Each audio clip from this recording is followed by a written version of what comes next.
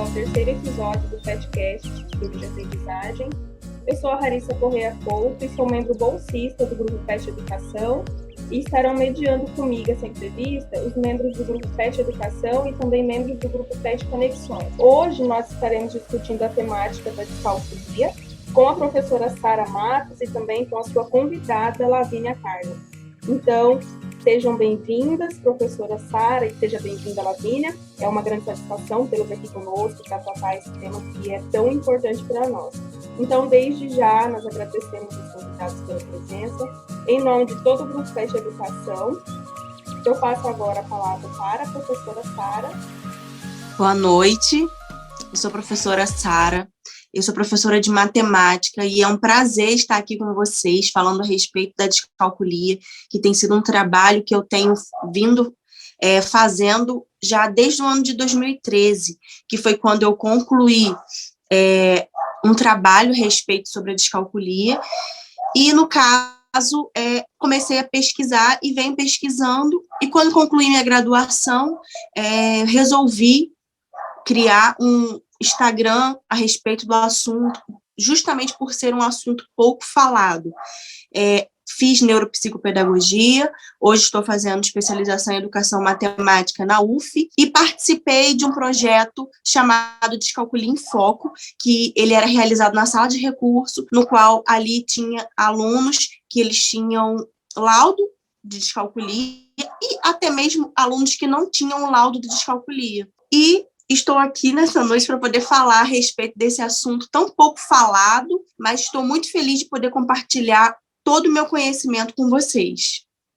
Boa noite, meu nome é Lavínia, tenho 20 anos atualmente, tenho descalculia e passei por toda essa fase do sofrimento, de não saber o que tem, ser chamada de preguiçosa, de que não se dedica aos estudos, e consegui meu diagnóstico, tive auxílio, diferente de muitas pessoas que têm essa exclusão, que a escola não reage bem. A partir do momento que eu tive meu diagnóstico, eu lidei muito bem com tudo isso, prestei vestibular, passei no vestibular, curso psicologia, tenho um Instagram, que se chama Portal Descalculia, foi lá onde eu conheci a Sara, do Descalculia na Íntegra, e lá eu falei um pouco sobre como foi o meu processo, descobrir a descalculia, o que eu passei, como lidar com a descalculia, e consegui encontrar muitas pessoas que sofrem do mesmo que eu, que estavam em busca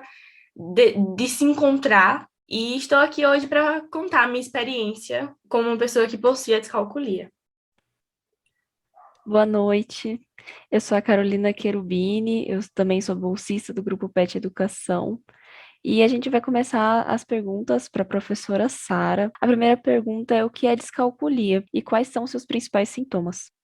Bom, gente, o que é descalculia? A descalculia, ela é um transtorno específico das habilidades matemáticas, tá? O que acontece? A descalculia, ela é confundida, muitas das vezes, com uma simples dificuldade. Todas as vezes que eu vou falar a respeito da descalculia, eu gosto de fazer essa diferenciação porque as pessoas, elas não conhecem a respeito do assunto e elas precisam entender que a descalculia é um transtorno e não somente uma dificuldade que, sendo você pegando a criança e levando para fazer uma intervenção, essa intervenção ela pode vir a sanar esse problema. Às vezes a pessoa com descalculia ela vai precisar ali de adaptações pelo resto da vida dela, tá bom? Então, eu costumo dizer o seguinte: o que é um transtorno de aprendizagem? O transtorno de aprendizagem, ele é uma falha na comunicação neural que ele causa um déficit. Assim como nós temos a dislexia, nós temos a descalculia, que por muito tempo também foi chamada de dislexia da matemática. E depois, com o passar do tempo, ela recebeu o seu nome próprio. E essa falha na comunicação neural, ela costuma trazer aí um comprometimento para as habilidades matemáticas. No caso, uma pessoa que ela tem descalculia, ela vai ter vários questionamentos, porque ela, de repente, vai olhar para os seus amigos dentro de sala de aula e vai ver que eles têm facilidade para poder estar fazendo algum tipo de conta, e muitas das vezes a conta é até mesmo simples, e essa criança ou esse adolescente, ele vai ter aí essa dificuldade, e muitas das vezes ele vai precisar de contar nos dedos, vai precisar aí estar ou então pegando uma folha para fazer uma conta que, para muitas pessoas que não têm transtorno, é algo simples, é algo que faz de uma forma automática. Então, a descalculia, ela é um transtorno. A gente não pode confundir com uma dificuldade de aprendizagem, porque a dificuldade de aprendizagem ela é gerada por fatores externos a esse indivíduo. Quando você tem o transtorno, é um fator interno, ou seja, a comunicação neural, existe um problema que causa uma falha nessa comunicação. Em uma live que eu fiz com um neurologista chamado Dr. Ícaro, ele falou o seguinte para mim: Sara, os transtornos, eles foram estudados, não é da maneira que a gente costuma pensar. A gente normalmente pensa que nós, neurologistas, antigamente íamos pesquisar a respeito de um transtorno, mas e que, de repente, nós tirávamos essa ideia, vamos estudar a respeito desse transtorno específico. Não era desse jeito. O que acontecia era que chegavam pessoas que tinham perdido algumas habilidades ou mesmo tinham dificuldades extremas em relação a, no caso, matemática, que aqui, no caso, nós estamos falando da descalculia, e nós víamos que essas pessoas ou poderiam ter perdido essas habilidades, que no caso nós vamos falar mais à frente, que seria a calculia, ou mesmo essa pessoa tem extrema dificuldade que não consegue nem fazer o reconhecimento dos dedos e a associação deles com a parte numérica. Então, foi-se estudado e viu-se que existe uma área do cérebro que se chama sulco intraparietal, e essa área ela ali tem um comprometimento com as habilidades matemáticas. Então, é claro que para se ter descalculia e também para que você faça uma operação matemática, muitas das vezes você vai precisar utilizar outras áreas do cérebro, porque existem atividades matemáticas que você vai precisar contextualizar, que você vai precisar manipular. Então, no caso, a pessoa não necessariamente terá, porque existem alguns lugares que falam que o sulco intraparietal é o responsável por essa falha e pela causa da descalculia, mas não é bem assim. O sulco intraparietal, ele é responsável pelas habilidades básicas da matemática. Porém, ele não é sozinho o causador de uma descalculia, tá? Então, gente, a descalculia é exatamente isso, um transtorno de aprendizagem que traz um prejuízo para as habilidades matemáticas dessa criança, e algumas das vezes, mesmo fazendo as intervenções necessárias, essa criança ainda vai continuar com dificuldade. Tanto é que é um direito de um descalcúlico usar a calculadora. Se ele tem esse direito, é porque exatamente ele tem essa necessidade. Tá, ok? Diferentemente de uma pessoa com a dificuldade de aprendizagem, que se nós fizermos intervenções pontuais, essa dificuldade ela pode vir a desaparecer ou diminuir muito e essa pessoa conseguir avançar nas suas atividades relacionadas à matemática. Agora, você me perguntou também a respeito dos sinais. Bom, para começar, para se observar uma criança, por exemplo, nós precisamos verificar o seguinte: existem alguns indícios que pode vir a fazer com que os pais possam ficar mais alerta a respeito desse assunto. Por quê? De repente, essa criança teve um atraso de fala, de repente, essa criança ela tem problemas com a coordenação motora, demorou a andar. Existem esses indícios. É claro que esses indícios são indícios para uma série de fatores.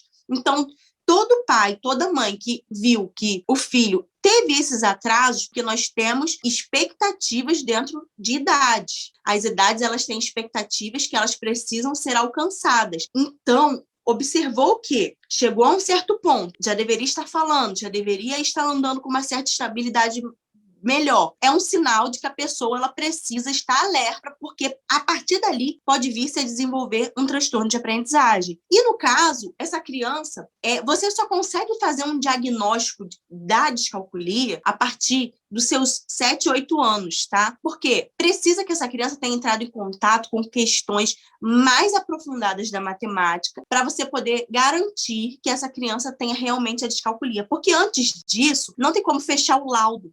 porque ela pode ser um laudo que pode ser confundido com uma outra coisa, pode ser uma outra coisa que, de repente, esse determinado déficit que essa criança está tendo possa vir a passar com o tempo e não ser uma descalculia. Então, antes disso, a gente não costuma fazer o laudo da descalculia. E os sinais? Bom, a partir ali dos seus 8 anos, tem que começar a observar essa criança, se ela tem senso de lateralidade, se essa criança tem um senso espacial. Se você pede para essa criança, de repente, pegar na cozinha 2 copos e ela pega muitos copos, e sendo que, de repente, você fala assim, bom, tem 5 pessoas aqui na sala, pega copos para todo mundo, e ela vai lá e traz copos, um copo, de repente, faltando. Então, assim, é uma coisa que nós precisamos... Olha, observe uma coisa, se você pegar uma criança e você mostrar uma quantidade de balas para ela, vamos dizer que você mostre 5 balas para essa criança. Quando você mostra 5 balas para essa criança, mesmo que ela não tenha entrado na escola, mesmo que ela não tenha aprendido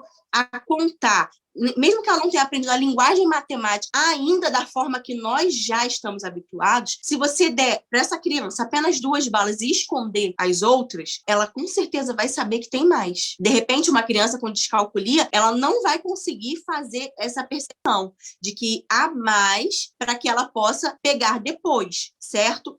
Então, assim, essa criança também, ela pode vir a escrever os números de uma forma espelhada. Essa criança, quando ela entrar nas 4 operações, ela, de repente, vai escrever de forma totalmente desorganizada, de uma forma que colocar os números nos lugares errados. Ela pode também vir a não conseguir contextualizar problemas simples, ela pode não conseguir associar os dedos a uma quantidade numérica, porque nós fazemos associações com os nossos dedos, nós trabalhamos com um sistema decimal. Então, nós utilizamos muito os nossos dedos e não há problema nenhum nisso, em utilizarmos os nossos dedos, porque por muito tempo houve um tabu que não podia contar no dedo. E, recentemente, eu até vi um filho de uma amiga minha que ela falou para ele contar no dedo. Ele, não, contar no dedo é coisa de bebê. E ele já devia ter lá quase 10 anos. Então, assim, as próprias crianças, elas já têm esse preconceito com a utilização do dedo. E o dedo, ele é um facilitador na hora do cálculo. Então, essa criança, ela também pode ter um senso de estimativa ruim. De repente, você tem vários objetos e nós temos um senso de estimativa preciso. Nós, de repente, falamos, tem mais ou menos 10 pessoas em tal lugar. Uma pessoa com descalculia, ela pode vir a ter a dificuldade de fazer essa estimativa. Ela pode dizer que tem 10 pessoas em um determinado lugar. E, de repente, ela vai dizer que tem 50. E, assim, não é brincadeira, realmente isso acontece. Uma outra coisa é a questão de ver as horas, tá?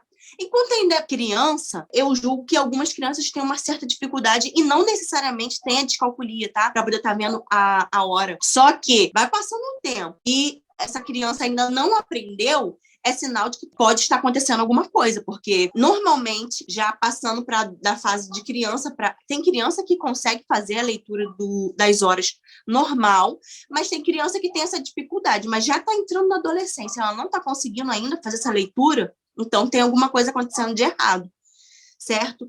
Uma outra coisa também é a estimativa do tempo. A Lavínia, depois, ela pode falar a respeito dessas experiências dela, que a gente já conversou sobre isso.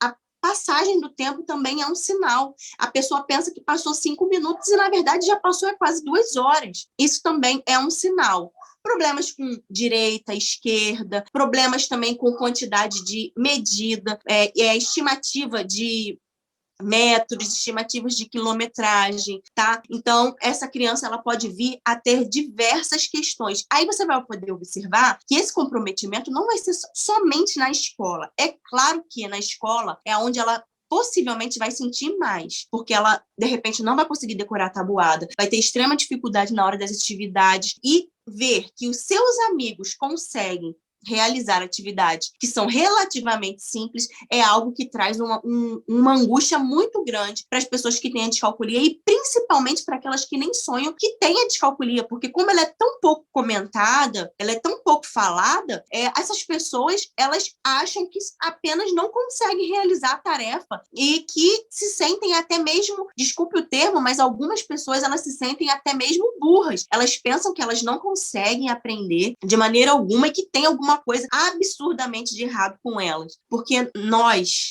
a nossa sociedade, e eu não falo apenas eu, até porque como eu estudo bastante a respeito disso, eu não me considero essa pessoa, mas muitas pessoas por muito tempo, e ainda acontece, elas eram classificadas como pessoas que tinham um certo grau de inteligência porque tinham um conhecimento lógico-matemático. Tanto é que os testes de QI, antigamente, eles eram colocavam as pessoas como se fosse num padrão. Se não está nesse padrão, não é considerado uma pessoa relativamente inteligente. E hoje nós não vemos dessa maneira. Nós não vemos que é desse jeito. E, gente, existe uma série de sinais relacionados com a descalculia. Depois, se você quiser direitinho todos os sinais, você pode entrar em contato com a equipe do PET, ou mesmo comigo no meu Instagram, que é o Descalculia na Íntegra, que lá eu posso te passar todos os detalhes a respeito desses sinais. Esses sinais, eles muitas das vezes demoram a ser percebidos justamente por esse tabu de ser tão normal. É tão normal ter dificuldade em matemática, as pessoas dizem isso, né? As pessoas, é matemática, tirou nota baixa? Não, é matemática. Não, você tem dificuldade com conta? Mas é matemática. Então, assim, já é considerado normal ter a dificuldade em matemática. Então, é por isso que, primeiro, que a descalculia é pouco estudada, e segundo, é difícil, muitas das vezes, ter esse laudo cedo. A descalculia ela é julgada como algo normal. A descalculia não, perdão, a dificuldade com matemática é julgada como algo normal. Aí essa pessoa passa um bom tempo, assim como eu tenho conhecido bastante pessoas com o diagnóstico da descalculia, e essas pessoas, elas sofreram por muito tempo, e hoje, até mesmo na fase adulta, estão se encontrando e descobrindo, eu tinha isso. E, de certa forma, é um conforto para essas pessoas perceberem que elas tinham uma limitação que vinha da sua comunicação neural e que trazia esse comprometimento para ela, tanto na área escolar como na vida social, porque quando ela ia ao mercado, ela não conseguia ter ideia de que conta fazer quando ela comprava as coisas, de repente, ou mesmo quando ela precisava dar o dinheiro, de repente, o grau de descalculia, algumas vezes, a pessoa não faz o reconhecimento numérico, porque os números são considerados símbolos para representar quantidade, e seja em qualquer contexto. Se essa pessoa não consegue associar o símbolo numérico à quantidade, seja lá do que for, essa pessoa terá uma dificuldade em contar dinheiro, em comprar muitas das vezes coisas, até mesmo de fazer a estimativa do quanto vai gastar num churrasco no final de semana. Então, assim, essa pessoa, de repente, vai precisar de auxílio para que ela possa estar fazendo essas atividades que estão no nosso cotidiano. Pegar um ônibus. Conversando há um tempo atrás a respeito da descalculia, com uma menina lá no Instagram, ela falou para mim assim, Sara, eu tenho um problema sério, porque eu não consigo fazer a estimativa do tempo. O que acontece? Estou trabalhando e eu tenho 15 minutos de lanche. E ninguém acredita que eu tenho a descalculia. E, no caso, as pessoas, como elas não conhecem a descalculia, eu peço ajuda. Eu falo assim, gente, me ajuda, me fala quando acaba o horário do meu lanche. E elas acham que eu estou de brincadeira. E os meus amigos, eles no trabalho, eles não me ajudam a dizer a hora que eu preciso voltar. Aí eu tive que pedir ao meu esposo para poder ele ficar com o celular. Eu aviso, olha, tô saindo, tô indo lanchar. E ele vai me manda um WhatsApp falando a hora que eu tenho que voltar. Olha o transtorno que essa moça passa, porque ela não consegue fazer a estimativa do tempo, ela não consegue nem fazer o reconhecimento numérico e ter noção do que é 15 minutos para ela voltar ao trabalho. É claro que esse é um caso bem grave a respeito da descalculia, ela poderia também colocar um alarme, mas aí quem garante que o horário do lanche dela é sempre no mesmo horário? Então, assim, traz alguns comprometimentos até mesmo para o dia a dia, dependendo da gravidade dessa descalculia, tá ok? Então, existem inúmeros sinais, porque matemática ela está no nosso dia a dia, mesmo que a pessoa ache que vamos excluir totalmente a matemática. Não, existem questões que estão no nosso dia a dia que envolvem matemática básica, sim, básica, porém, uma pessoa com descalculia, ela tem dificuldades básicas. A descalculia, ela vai trazer problemas quando a pessoa for fazer exercícios relacionados a funções, a um logaritmo, a montagem de um gráfico. Sim, vai. Porque se a pessoa tem dificuldades básicas, ela ainda assim terá dificuldades com questões um pouco mais avançadas, que são matérias do ensino médio. Porém, não é somente essas dificuldades absurdas, porque assim, todas as vezes que eu começo a falar da descalculia, as pessoas elas gostam de falar, então eu tenho descalculia, porque eu tive dificuldade de aprender logaritmo e tal. Não necessariamente, é porque essa pessoa vai precisar de ter esses outros sinais básicos para poder estar falando que é uma pessoa que tem a descalculia. A descalculia também ela foi dividida em 6 áreas de afetamento, tá? Não necessariamente essa pessoa ela vai ter todos esses comprometimentos. Nós temos a descalculia léxica, ideognóstica, practognóstica, nós temos a descalculia operacional, nós temos a descalculia léxica e nós temos a descalculia... Eu me esqueci agora o outro nome, tá? Mas nós temos 6 tipos de afetamento, esses 6 tipos de afetamento. Nós temos comprometimentos em áreas diferentes, uma descalculia operacional, a pessoa vai ter dificuldade na hora dela estar calculando, uma descalculia ideognóstica, ela vai ter dificuldade para contextualizar, é a parte exatamente de associar o símbolo do número com a quantidade, ou mesmo ler um problema simples e não conseguir resolver. Então, você pode perceber que uma pessoa ela pode vir a ter a descalculia, mas ela pode ter dificuldade em algumas áreas e em outras não. De repente, a pessoa tem a descalculia e ela consegue aí fazer a estimativa do tempo. De repente, ela tem a descalculia, aí ela já não consegue fazer a estimativa do tempo. De repente, essa outra pessoa ela vai ter a dificuldade com a estimativa de quantidade em relação à distância, em relação ao objeto. Enfim, nós costumamos dizer que cada descalcúlico, assim como um dislexo, são únicos, porque cada um tem a sua dificuldade mais acentuada em uma área de afetamento. Como a descalculia é diagnosticada? E após o diagnóstico de confirmação de descalculia, quais são os principais passos a serem tomados com a criança em relação ao tratamento? Então, gente, o diagnóstico da descalculia, primeiro que essa criança ela vai ser identificada. Normalmente, ela é identificada, como eu já disse, ela já é identificada ali por volta dos 8 anos, já começa a ver que tem uma dificuldade acentuada em relação à matemática, tá? E hoje, com a nova lei que nós temos, 14.254, que foi aprovada agora em outubro do ano passado, essa lei ela traz agora uma obrigação para que as escolas, o Sistema Único de Saúde, enfim, que eles tragam capacitações para que os professores possam estar conseguindo fazer identificações de transtorno. Não necessariamente, não é um diagnóstico, mas o professor hoje, por causa dessa lei, ele deve sim saber.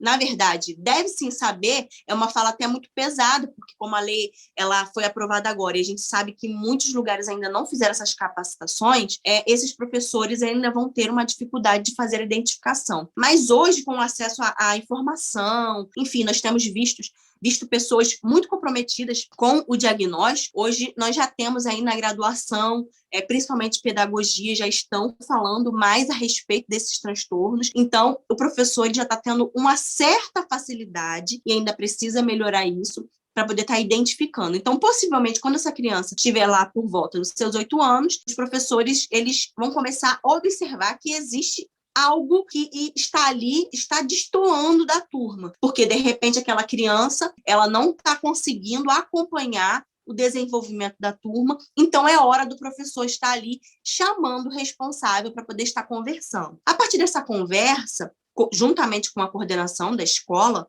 essa família ela precisa ser orientada. Por que eu digo isso? Justamente pelo fato da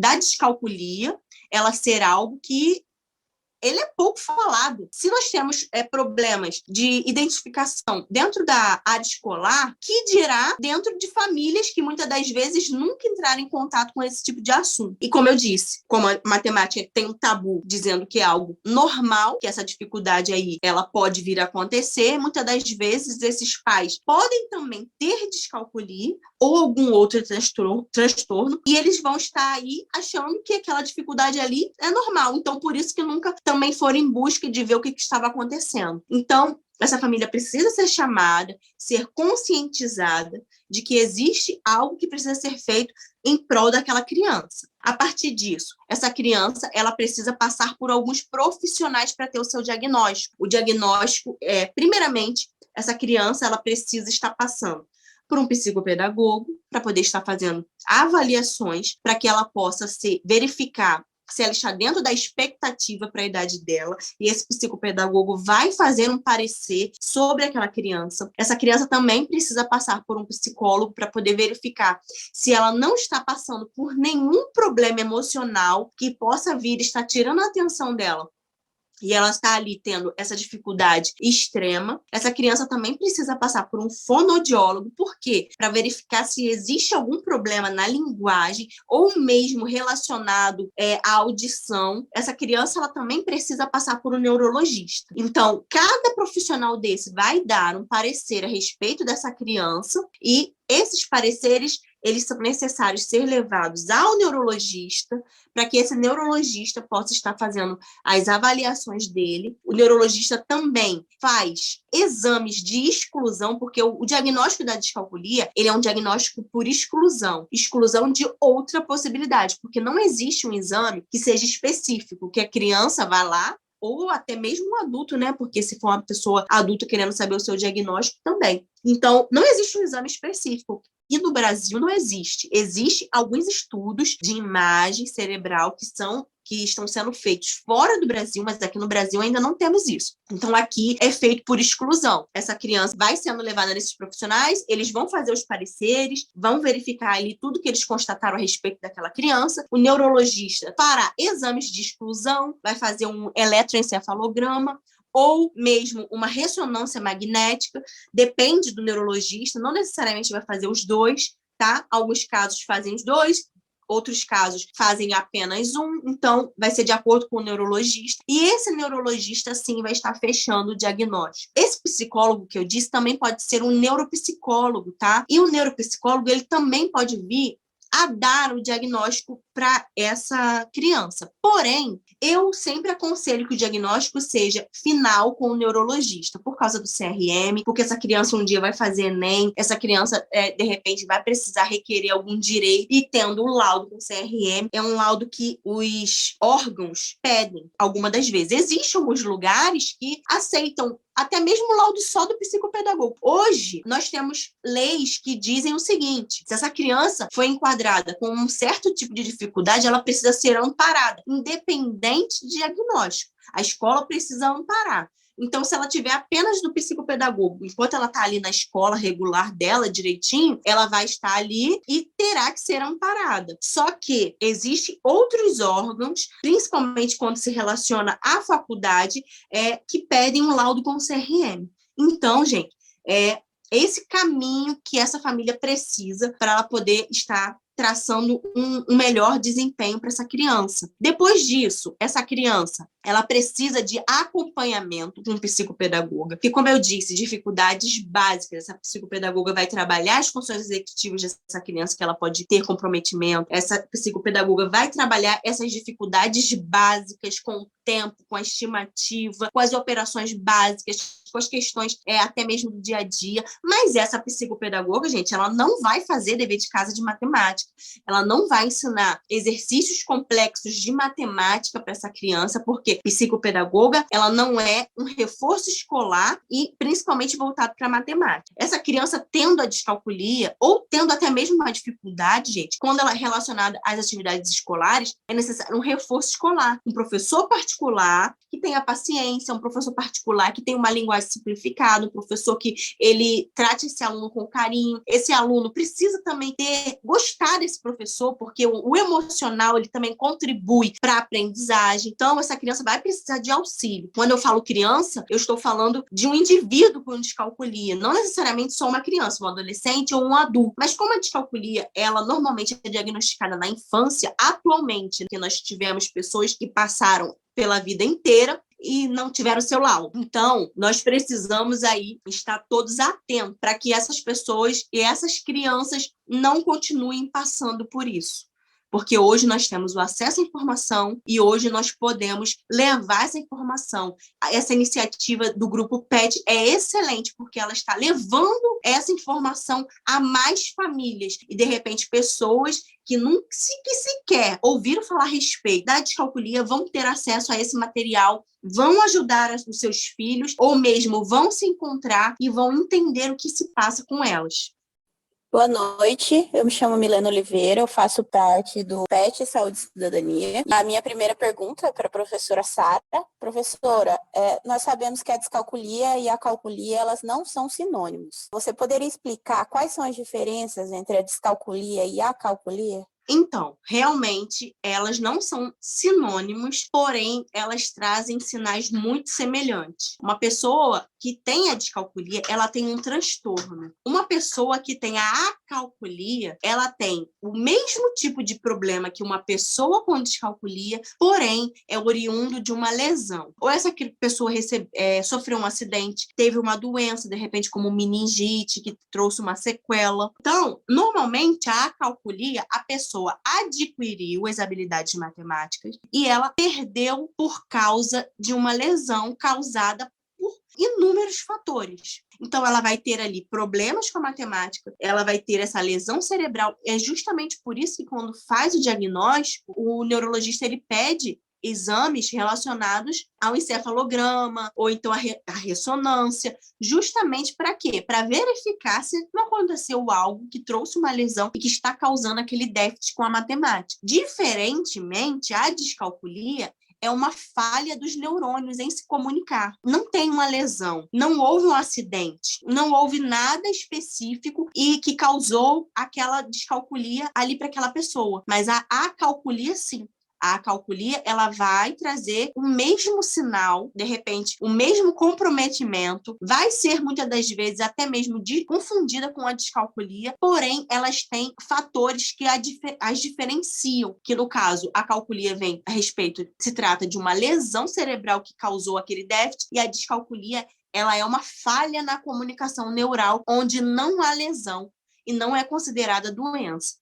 Quais intervenções são necessárias que o professor tenha com uma criança que apresenta descalculia? Bom, um professor de matemática dentro da sala de aula, ele precisa, primeiro, ter esse conhecimento a respeito da descalculia. E é um desafio também para o professor, não somente para a pessoa que tem o diagnóstico, justamente pela matemática ser uma ciência que muitas pessoas julgam abstrata. Porém, algo que, assim, precisa ser falado é que, muitas das vezes, em outras disciplinas, o conteúdo ele também vai para o campo da abstração. Quando você está numa aula de biologia e você vai estudar a respeito de savana, por exemplo, você não traz aqueles animais, muitas das vezes, que são enormes para dentro de uma sala de aula. Quando você está falando ali a respeito de animais que estão lá na savana, para os alunos, e eles imaginam aqueles animais, eles estão automaticamente abstraindo aquele conteúdo e eles estão ali aprendendo, só que para eles fica uma de fácil associação.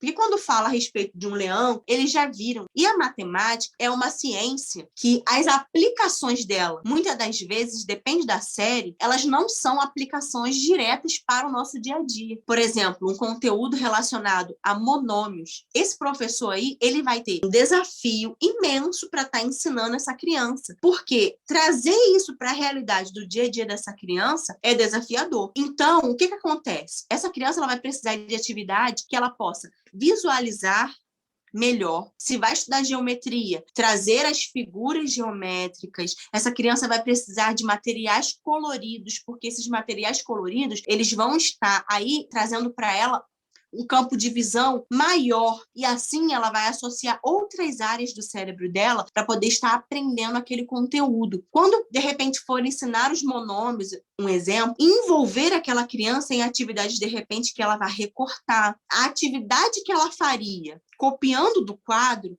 fazer aquela atividade de uma outra maneira, de repente, fazer cartões, para que ela possa estar cortando de uma forma bem colorida, para que ela possa estar ali fazendo as operações entre os monômios e está também envolvendo outras partes do corpo. Existe uma linha de pesquisa relacionada à matemática que fala matemática corporizada. Ela envolve o corpo, é onde nós utilizamos os dedos, nós utilizamos outras partes do nosso corpo para que possamos ensinar matemática. Porque essa pessoa, como ela já tem essa falha nessa comunicação neural, ela vai precisar ir ativar mais áreas cerebrais, ela vai precisar fazer um caminho cerebral ou completamente diferente de uma pessoa que não tem a descalculia, para que ela possa vir a tentar aprender aquele conteúdo. Então, quanto mais atividades que envolvam o corpo ou que envolvam outros sentidos dessa criança, ela vai conseguir aí aprender melhor. Uma atividade que ela possa pintar, dependendo da idade, uma atividade que envolva jogos, uma atividade, de repente, com gráfico. Eu vi uma atividade maravilhosa para ensinar gráfico, feita de caixas de ovos. Então, assim, esse professor vai precisar usar a criatividade, porque o conteúdo para uma pessoa que tem a descalculia é apresentado para ela, só que ele precisa ser apresentado de uma maneira diferenciada, porque se apresentar no método tradicional, possivelmente essa criança ela não vai conseguir absorver o conteúdo. E tem uma outra coisa também que precisa ficar claro, que ela tem um comprometimento de comunicação neural, ela vai ter dificuldade, então ela vai ter que usar a calculadora, ela vai precisar ter acesso à tabuada, ela vai precisar ir ter acesso a uns cadernos, de repente, quadriculados. Tem alguns estados que eles já usam como um padrão os cadernos quadriculados. Aqui no meu estado, não. São cadernos comuns que são utilizados para as aulas de matemática. Porém, um caderno quadriculado para matemática, ele é muito melhor para poder fazer a organização das contas, para poder fazer gráficos, enfim. Ele auxilia muito mais quem tem descalculia e quem não tem a descalculia. Então, assim, são intervenções, são adaptações, permitir esse uso da calculadora. Esse uso da calculadora, ele é garantido por lei. Os conselhos de psicopedagogia, eles aconselham, ou seja, eles orientam que seja liberada a calculadora e essas outras questões que eu estou te falando aqui. Então, dentro da sala de aula, esse professor, ele vai ter que encontrar o melhor caminho. Traz essa criança para sentar na frente, perto dele. Só que a verdade é que esse professor apenas, ele não vai conseguir muitas das vezes fazer tudo sozinho. Precisa do apoio da família. Essa criança precisa sim de um professor particular, porque o conteúdo é complexo, ela leva mais tempo. Atualmente, algumas turmas nas escolas, elas podem vir a ter uma grande quantidade de alunos. Então, a gente está falando aqui de realidade. Se a gente estivesse falando a respeito de uma turma bem pequenininha, a gente saberia que esse professor conseguiria sozinho ali estar auxiliando de uma forma mais completa aquela criança. Mas nós sabemos que existem turmas em muitos colégios que são turmas que estão lotadas e esse professor tem que dar conta, não somente de estar ensinando conteúdo para a turma inteira, o professor tem que dar conta do controle de turma e ele tem que dar conta ainda das pessoas que elas têm o seu diagnóstico e precisa compreender o conteúdo de uma forma diferenciada. Então, é um desafio para todos, não somente para o aluno, também para o professor, para a escola, para a família, mas se todos estiverem unidos, essa criança ela vai sofrer menos impacto com os transtornos causados pela descalculia. Você acredita que a nossa educação brasileira está preparada para receber crianças com descalculia? E de que forma nós podemos nos adequar para que essa criança seja de fato acolhida nesse meio? Bom, a verdade é que não está.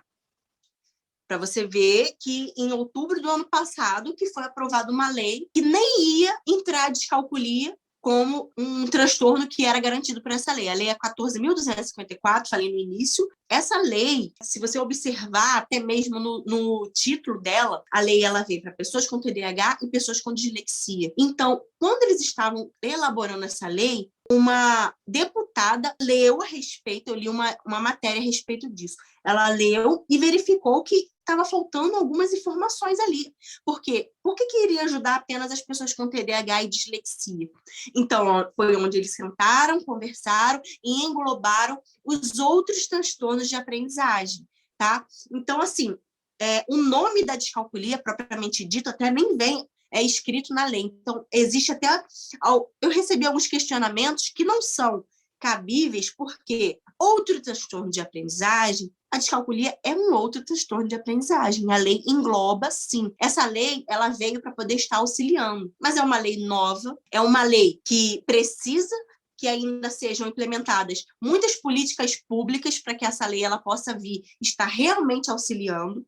Bom, essa lei ela não engloba somente a área escolar, ela também engloba a área do Sistema Único de Saúde. Então, o Sistema Único de Saúde precisa ter neurologistas capacitados, psicólogos ou neuropsicólogos, fonoaudiólogos, e o Sistema Único de Saúde deveria oferecer esses serviços. Porém, como a gente sabe que a lei é nova, está tudo muito recente, vai ser ainda muito difícil estar encontrando esse apoio aí no Sistema Único de Saúde e até mesmo na escola. Porque como eu tenho Instagram que trata do assunto, eu sempre estou recebendo direct de pessoas que estão passando por desafios, que estão ali tendo problemas para poder estar conseguindo garantir os direitos. Então, ainda caminho longo a se percorrer. Atualmente, começamos agora, praticamente, a expandir na internet a respeito da descalculia. Se você fosse pegar um tempo atrás, inclusive na época que eu escrevi minha monografia, que foi sobre a descalculia, quando eu pegava materiais para estudar sobre a descalculia, eram materiais repetitivos, materiais que muitas das vezes eram sites diferentes, até mesmo que às vezes eu pegava para ler, e tinham informações idênticas, ou seja, parece que as pessoas pegavam, copiavam e colavam a respeito do assunto. Então, o assunto é realmente escasso, ainda é escasso, está melhorando. Existem algumas pessoas que estão em prol desse assunto, mas ainda é escasso. E eu creio justamente por ser um transtorno que envolve matemática, porque, como eu já disse, muitas pessoas, como elas têm a dificuldade com matemática, não vão em busca de saber mais a respeito desse assunto. Então, fica um assunto pouco pesquisado e com pouco material e pouco recurso. Então, eu acredito que não estamos preparados para essa demanda, mas, porém, nós precisamos nos preparar. Nós precisamos levar essa informação, nós precisamos ir em busca de capacitações e de implementar meios para que essas crianças elas possam ser melhores amparadas. Então, assim, ainda não estamos preparados. Ainda há um caminho a percorrer, ainda existe muita coisa para ser feita, muitas políticas públicas, tanto na área escolar, tanto na área da saúde. Professores precisam receber capacitações, coordenadores precisam receber capacitações. Nós precisamos conscientizar a respeito do tema, porque nós temos também pessoas que não acreditam na existência da descalculia. Eu tenho um amigo que tem o laudo da descalculia, a Lavínia até mesmo conhece. Ele ficou traumatizado a respeito desse assunto e quando começou a buscar o laudo, quando começou a querer buscar e ter as respostas, a própria família ou amigos descredibilizavam, diziam que aquilo dali não existia, justamente por não conhecer. Então, como eu sempre estou dizendo, precisamos aí estar em busca de melhorias, precisamos estar empenhados em levar esse conhecimento para que as pessoas elas não sofram com preconceito, que as pessoas não sofram tanto com os impactos do transtorno e que elas possam ser acolhidas, amparadas e que aquela dificuldade ali traga menos impacto para a vida dela, porque hoje nós temos estudantes que estão fazendo o Enem. O Enem, ele disponibiliza para esses estudantes o uso da calculadora. A Lavínia pode falar depois a respeito da experiência dela, que ela fez o Enem, ela conseguiu esse amparo da calculadora. Então, assim, eles ganham a calculadora, só que as provas, elas são provas extremamente cansativas, que nós sabemos que são difíceis. Então, a pessoa que ela tem o transtorno, apesar dela ganhar uma calculadora, como eu disse, existem casos que são tão graves da descalculia que a pessoa não faz o reconhecimento numérico. Então, quando ela pega uma calculadora, ela está ali tentando fazer uma conta, mas pela descalculia que ela tem, ela pode vir, por exemplo, ela quer escrever e digitar na calculadora 145. Aí ela vai lá e digita 541. Ela troca a ordem na hora dela digitar, porque a comunicação neural dela não está íntegra e ela está tendo ali uma dificuldade para até mesmo utilizar a própria calculadora. Então, eu creio que, apesar de saber que lá para 2024 o Enem vai ter uma reforma e tudo mais, nós temos atualmente estudantes que estão até mesmo traumatizados e sofrendo com os impactos do não acolhimento do transtorno e que têm sonhos, que querem chegar em muitos cargos e até mesmo profissões, têm sonho de estudar na Universidade Federal e não tem um amparo desde pequenininho que deveria ter tido. Então, nós temos muita coisa para pensar, muita coisa para melhorar e muitas áreas para terem um auxílio, porque desse jeito que estamos atualmente, ainda temos muitas pessoas que não estão tendo acesso a essa ajuda, acesso a esse direito, acesso às informações e esse acolhimento. Olá, eu me chamo Valquíria Ventura, sou membro bolsista do Grupo PET Educação E a minha pergunta para a professora é a seguinte: qual é a acessibilidade da pessoa ou da criança com esse tipo de transtorno nos serviços de saúde, como o SUS ou um serviço de saúde particular? Bom, como eu havia dito, o Sistema Único de Saúde, ele deveria oferecer um fonoaudiólogo, um psicólogo ou neuropsicólogo que vai entender a respeito desses assuntos relacionados a transtorno de aprendizagem e também um neurologista para que façam os exames de descarte de outras possibilidades. Esses 3 profissionais. A psicopedagoga já seria relacionada à área escolar e o professor de matemática particular, a família ela teria que tentar arcar com esse custo. E um grande desafio que esses estudantes enfrentam é que, justamente, como eu disse, a lei é nova.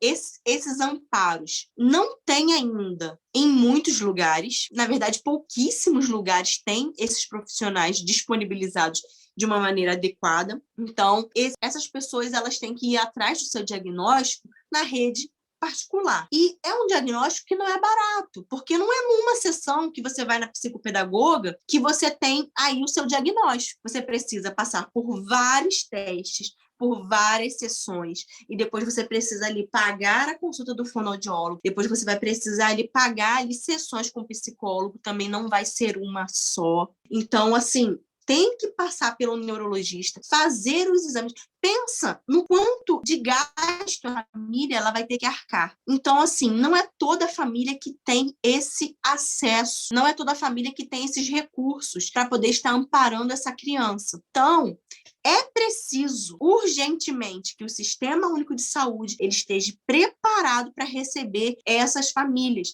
porque essas crianças elas precisam ser amparadas, elas precisam ter o diagnóstico, porque tendo o diagnóstico, essa família pode requerer os direitos dessa criança, essa criança vai ter uma vida facilitada na área escolar, porque ela vai estar ali com a calculadorinha dela, no dia da prova dela, ela pode fazer a prova dela separada dos outros alunos, ela vai poder ter provas adaptadas, escola regular, ela vai trazer ali aquelas provas de uma forma, numa linguagem diferenciada. Nós temos hoje problemas até mesmo com essas adaptações, justamente pelo laudo vir de uma forma muito simples. O laudo dessa criança ele precisa ser detalhado. É preciso que esse professor que vai receber o laudo dessa criança lá no final, depois que passou por todos os profissionais, esse professor ele precisa saber em que área de afetamento aquela criança está mais comprometida. Por quê? De repente, vamos dizer, essa criança tem problemas com reconhecimento numérico, então esse professor terá que fazer a prova dela toda escrita por extenso. Então, gente, o Sistema Único de Saúde ele precisa estar preparado para que essas crianças sejam atendidas, para que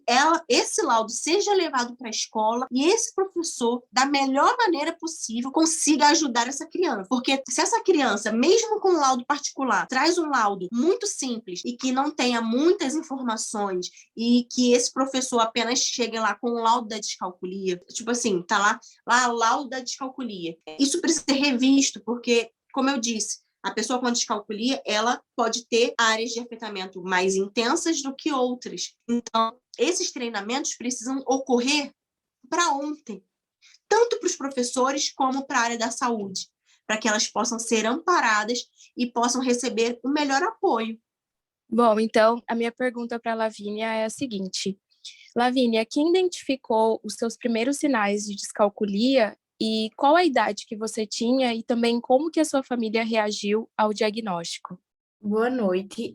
Então, quem identificou os meus primeiros sinais foi uma professora de matemática. Eu havia reprovado no nono ano do ensino fundamental pela segunda vez na escola que eu estudava desde 1 ano e 8 meses, o maternal, e eu fui sempre sendo empurrada com a barriga.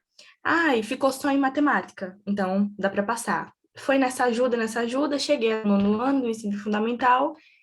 E no nono ano não era só a matéria matemática, tinha química, tinha física, tinha biologia, que também tem assuntos com a base matemática. E aí não era mais só uma matéria para a escola me empurrar com a barriga, e aí eu reprovei, fiz o nono ano novamente, reprovei, mudei de escola.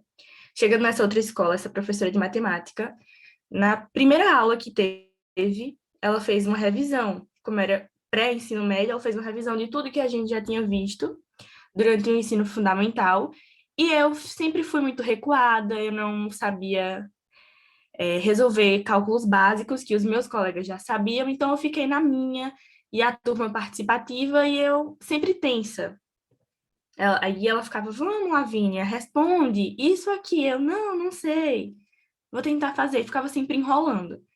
Isso chamou a atenção dela, e ela entrou em contato com meus responsáveis, no caso minha mãe, minha avó, a escola conversou com elas, e falou que eu tinha uma dificuldade com cálculos básicos, que isso não era normal para uma menina de 14 anos, né? Já respondendo a pergunta, eu tinha 14 anos quando começou a desconfiar.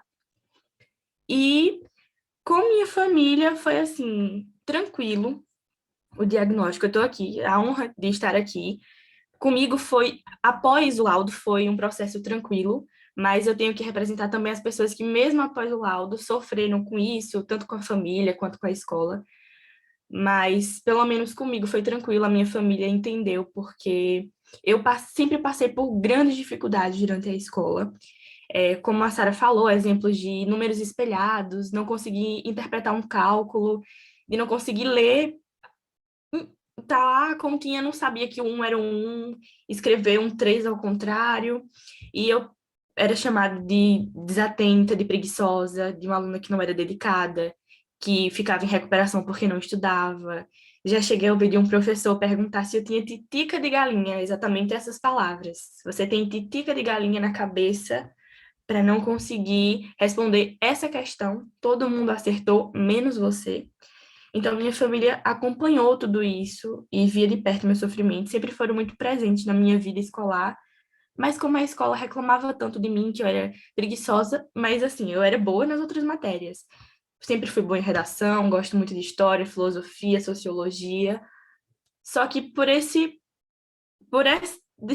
dificuldade, que até então era só uma dificuldade, eu era crucificada, porque eu era preguiçosa e tudo mais. E quando minha família ouviu assim, ela tem descalculia, mas vamos procurar ajuda, fomos encaminhados para os profissionais, então foi muito tranquila essa questão da minha família com o diagnóstico.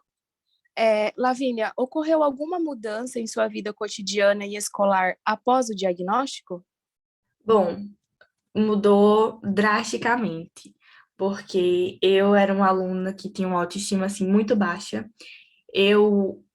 Como eu já havia repetido, eu já tinha colocado na minha cabeça que assim, eu não era mais capaz, que mesmo que eu fosse boa naquelas matérias, eu ia para sempre ficar em matemática, física e química, e que não ia conseguir sair dali, que eu ia ter que aceitar que eu ia ficar de maior, ia fazer um provão, pelo menos aqui no meu estado chama assim, provão, onde você faz a conclusão do seu ensino médio com uma prova só, e ia ser assim a minha vida, porque eu não ia conseguir sair do meu ensino fundamental, porque eu estudava, eu fazia aula de reforço, antes de saber da descalculia, eu fazia aula de reforço, eu achava que eu estava aprendendo, quando eu ia para praticar sozinha, não saía do lugar, nas coisas mais simples. Então, para mim, ali já era um caso perdido, porque eu já aceitei que eu era preguiçosa, aceitei que eu não me dedicava e minha autoestima ficou baixa. Eu vivia assim mal, ia para a escola a pulso, eu passei a dormir na escola, eu evitava ir para a escola, inventava desculpa para não ir para a escola porque eu não sentia mais o prazer de fazer nem aquilo que eu gostava. Jogos, eu não sentia mais vontade de nada. E após o diagnóstico, quando eu mudei para essa escola, que me encaminharam para psicopedagoga, que foi incrível comigo, conversou com minha mãe, explicou tudo, ela me apoiou muito, me encaminhou para psicólogo, me encaminhou para os outros profissionais, neuropsicólogo, neurologista, fono, que no caso eu não precisei, eu fiz o teste, eu não precisei. E a minha vida mudou, porque eu sabia que eu tinha uma dificuldade, mas eu sabia que eu tinha maneiras de tentar evoluir. Claro, não, como a Sara falou, não era uma dificuldade, é um transtorno. Então, eu tinha como evoluir dentro dos meus limites, porque, né, há um limite. E eu sabendo que eu podia usar a calculadora, as minhas notas começaram a aumentar. Por quê? Porque os professores da nova escola que eu fui, eles me entendiam, eles faziam atividades que eu era capaz de responder, eles se adequaram a mim também. Tinha uma prova de determinado assunto que, se eu fosse ali para a sala de aula sem a calculadora, eu não iria conseguir responder.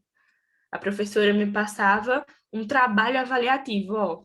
Eu vou passar para você tal equação. Eu quero que você me faça uma redação me explicando o que é que você entendeu sobre equações.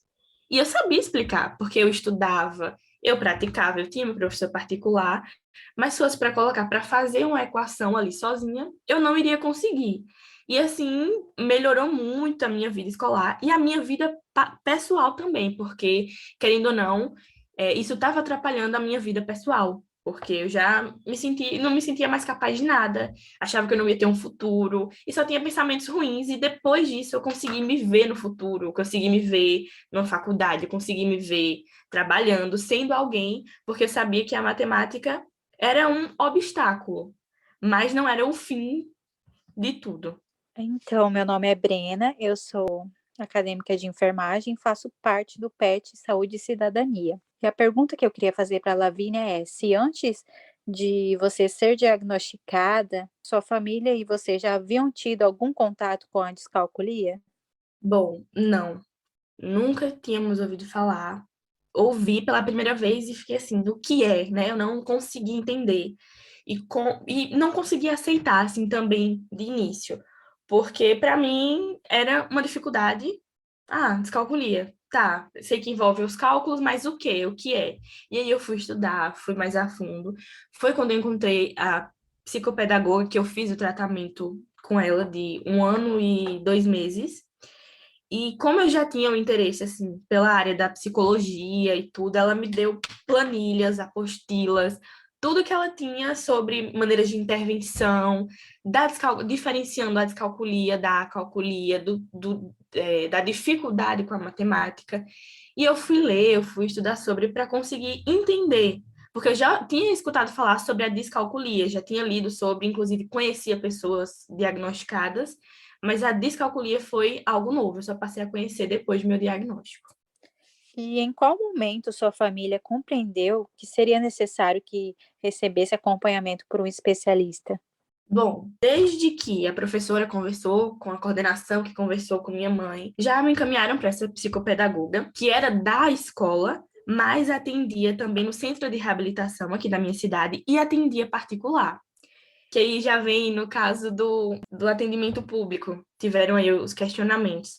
Para conseguir público foi muito difícil. Então, como minha família falou, não, vamos fazer particular com ela, já que ela já entende do assunto, ela está com você na escola que você estuda, então vamos fazer particular. Começou com a psicopedagoga, e ela abriu os olhos meu e da minha família, que já tinha uma mente aberta para isso, assim, em relação a precisar ir para psicóloga, porque, como eu disse, a descalculia, ela não mexeu só com a minha vida escolar, ela mexeu com a minha vida pessoal também. Fiquei assim, vou usar a palavra deprimida por anos da minha vida, porque foi uma fase muito difícil para mim. Eu passei pela terapia, eu passei no caso, a psicóloga, passei pela neurologista.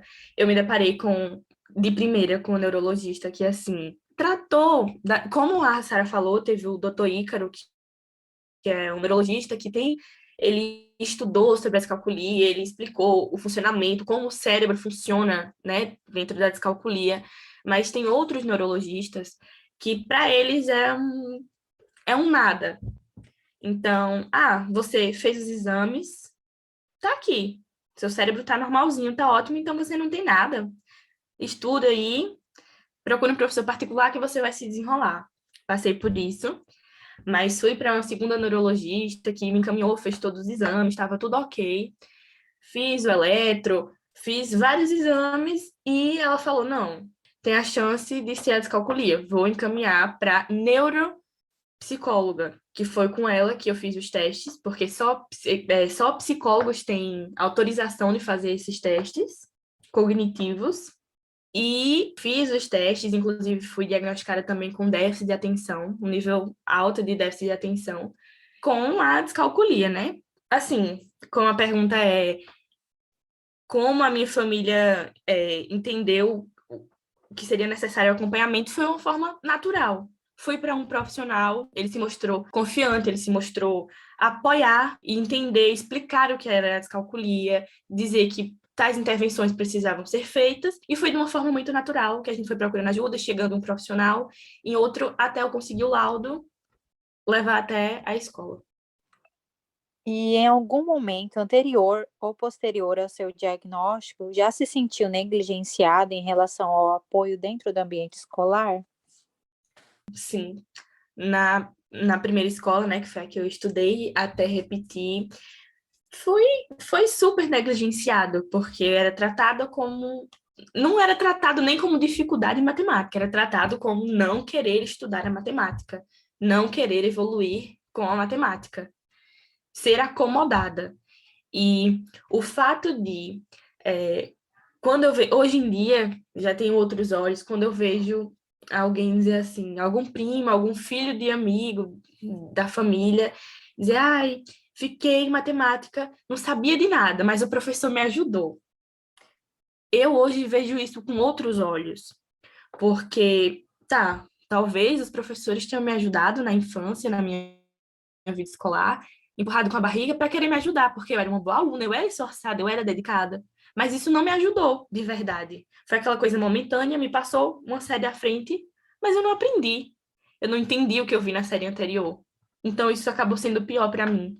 Tardou o meu diagnóstico, porque só conseguiam me ver como aluna preguiçosa, aluna que não queria fazer nada. E quando, na verdade, eu me deparei com um profissional, com uma escola que estava, de fato, diretamente, assim, inserida na vida escolar do aluno, de se preocupar com o que ele está entendendo, com o que ele não está, até onde é normal aquela dificuldade, até onde um aluno não saber resolver uma conta de divisão é normal.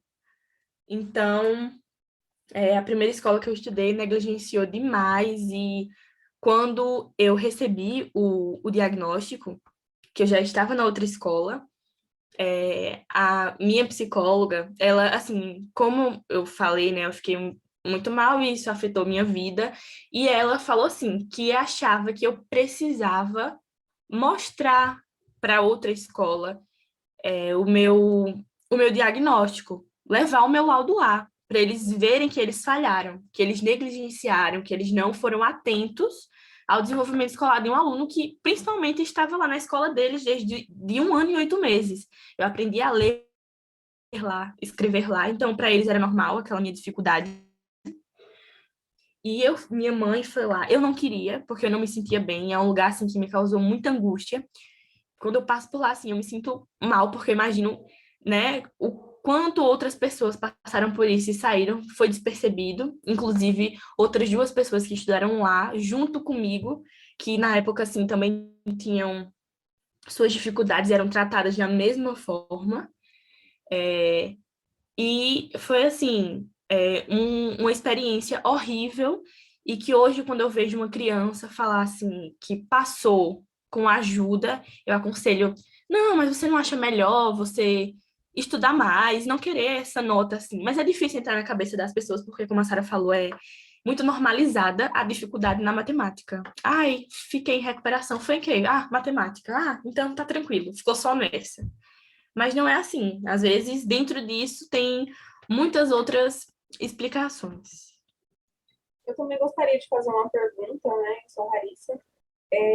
E pensando sobre a sua saúde, na sua perspectiva e na sua vivência, e considerando todas essas dificuldades que você acabou de relatar aqui para nós, como que você vê a acessibilidade que é fornecida aos portadores de descalculia nos meios de saúde privado e nos públicos? Ainda é muito falho. No público, muito. No privado, tem as suas falhas, mas, assim, foi dessa forma que eu consegui o meu laudo. Mas, assim, como eu havia dito, eu passei primeiro por profissionais, né, da saúde pública. E precisei conseguir um exame no posto de saúde, porque era um exame muito caro. Era o eletro, era muito caro para fazer particular.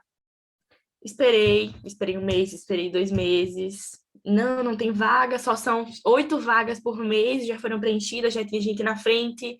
Vai, não vai, vai, não vai. E eu sei que tinham outras prioridades. Eles tratavam assim, Porque o médico faz né, as perguntas para saber o porquê que você quer aquele exame, o que é que você quer investigar, né?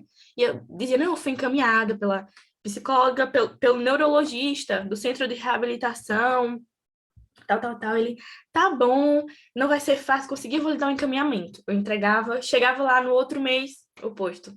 Não conseguimos esse mês, vamos deixar remarcado. Foi que eu tive que fazer particular, porque eles tratavam como se fosse uma besteira. Olhavam assim, com um olhar de julgamento mesmo, porque a gente sabe diferenciar quando é um olhar de julgamento, de dizer, essa menina tá fazendo o quê aqui? Querendo fazer um eletro porque tá com dificuldade em matemática, né? Para eles parecia um absurdo. Em questão, assim, do centro de reabilitação, também é um pouco complicado para você chegar lá, porque eles fazem pesquisas de vários tipos de pesquisa, pedem todos os tipos de documento, e você é renegado, e você volta, e você é renegado, e você volta. Eu comecei o tratamento no particular, fiz o quê? Uns 6, 7 meses com particular, que era com a psicopedagoga, ela fazia as atividades de intervenção, que eram o quê? Pinturas, trabalhando a concentração, fazia montagem de quebra-cabeça, para você ter a noção do encaixe das peças, fazia trabalhos de identificação de horas, como a Sara falou, em relação ao relógio de ponteiro. Até eu não sei olhar as horas em relógio de ponteiro. É bem complicado em relação ao tempo. Às vezes ela dizia, vou deixar você aqui, você tem tanto tempo para fazer isso, mas você vai ter que me dizer quando você achar que deu 10 minutos. Porque, para mim, eu melhorei, porque as pessoas os profissionais nos ajudam a procurar meios.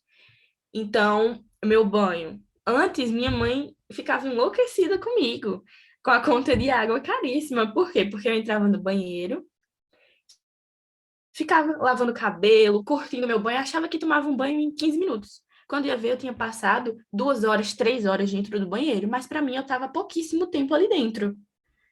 E depois disso eu fui aprendendo o quê? Não, você coloca uma música que você gosta, uma playlist de 15 minutos, você vai saber que quando aquela playlist, aquela música, aquele som acabar, tá na hora de sair do banho, já passou do tempo. Tinha dificuldade com esquerda e direita, então ela fazia joguinhos que ajudavam nisso, e eu fiz praticamente todo o tratamento no particular. E quando eu consegui ir para o público, depois de muita pesquisa, eu vi o quanto tem pessoas que sofrem até chegar lá. E, de fato. Mas, assim, o atendimento é ótimo. Acredito que quem trabalha no centro de reabilitação, que lida com esse tipo de transtorno, os fonoaudiólogos, os psicólogos, os pedagogos que estão lá dentro, eles fazem, além de tudo, por amor, assim, claro que é o trabalho deles, mas eles fazem, além de tudo, por amor, porque não é fácil lá dentro. Não é fácil para os pacientes que estão lá, porque pessoas que vêm eu já moro no interior, mas tenho as cidadezinhas do interior. As pessoas têm que conseguir o transporte. É super complicado conseguir o transporte para marcar presença nas consultas, nas terapias, toda semana. Muitos faltam, e às vezes tem um número de faltas. Se você faltar tantas vezes, você perde a sua vaga e outra pessoa já está lá no lugar. Mas se uma pessoa falta um mês porque não conseguiu o transporte da prefeitura, e aí, como fica? Então, ainda é muito falho. É muito falho. E você via pessoas que... Dava para ver que a pessoa precisava, e a pessoa dizia, eu não tenho condições de fazer particular. Eu consegui, com os meus laudos, com tudo, eu consegui. Ótimo. Mas eu sei que se eu não tivesse conseguido, eu teria a possibilidade de fazer particular. Mas e as outras pessoas que não? Então, a saúde pública, o atendimento público ainda é muito falho, porque além de você ter uma preocupação, você está indo ali por causa do seu transtorno de aprendizagem, que já lhe causa anseios, frustrações, você ainda tem isso, de você estar preocupado de perder sua vaga, de chegar atrasado e ter outra pessoa no seu lugar. Então, ainda precisa melhorar muito. Então, pessoal, assim chegamos ao fim de mais um episódio do nosso podcast, em que tivemos essa discussão maravilhosa sobre o transtorno da descalculia. com a presença da professora Sara e também da sua convidada Lavínia. Nós estamos imensamente gratos e contentes com essa oportunidade de troca que vocês nos proporcionaram hoje. Agradecemos também aqui aos membros mediadores do PET Educação e também do PET Conexões. Então, fiquem atentos às nossas redes sociais para acompanharem as datas dos próximos episódios. E contamos com a presença de vocês. Foi isso, pessoal. Tchau, tchau e até a próxima.